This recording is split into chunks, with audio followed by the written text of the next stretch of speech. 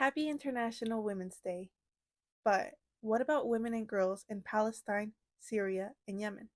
It is vital that we call for action on the disproportionate challenges women are facing every day, specifically in the global south. Women and girls from Palestine, Syria, and Yemen are severely impacted on a daily basis, with threats targeting their safety, health, and education. In Palestine, OHCHR published a press release on the violations of the Genocide Convention regarding preventing births, quoting Reem al-Salem, UN Special Rapporteur on Violence Against Women and Girls, its causes and consequences. Al-Salem explains that for several decades, the Israeli occupation has subjected Palestinian women to an onslaught of multiple layers of egregious and systematic discrimination and violence. Unsafe condition for women and children. The World Health Organization and UN agencies estimated 50,000 pregnant women in Gaza are expected to give birth in increasingly dire conditions. The figure included 5,500 women who were due to give birth from November to December 2023. Therefore, over 180 women a day during that period were forced to give birth in inhumane, degrading, and dangerous conditions. In Syria, by the end of 2023, a record 15.3 million people were in need of humanitarian assistance in Syria, which is expected to increase significantly in 2024. Around half are women and girls, including 4.2 million women of reproductive age. The country also has 6.8 million displaced people, with the northwest region still trying to recover after the February 2023 earthquake. Challenges for women and girls in Syria.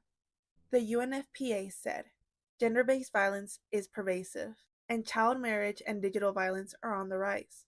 Discrimination and inequalities continue to limit women's prospects, exposing them to increased risk of sexual exploitation and abuse. The large number of female-headed households are particularly vulnerable.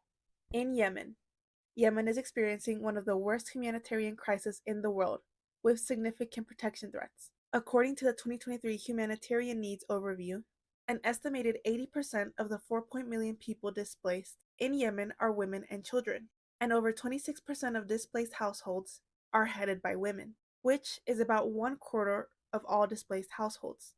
21.6 million people are in dire need of humanitarian assistance and protection services, including gender-based violence. Gender-based violence issues are not being prioritized. Yemen has consistently ranked last, or second to last, in the World Economic Forum's Global Gender Gap Index. In October 2023, the gender-based violence area of responsibility remained underfunded in Yemen, and only 31% of the entire Yemen humanitarian response plan was funded. Why we need to take gender-based issues seriously. In these global south countries, and all over the world, we must prioritize safeguarding, supporting and empowering women and girls as they make up over half the population. Steps to eradicate gender-based violence have to be prioritized in terms of funding and crisis relief action, as women and girls are at high risk of gender-based violence in times of crisis. Gender-based violence is not only a humanitarian rights issue, but also a public health issue, and needs to be treated as such in all circumstances. So yes, happy International Women's Day. We must celebrate the wins we have accomplished.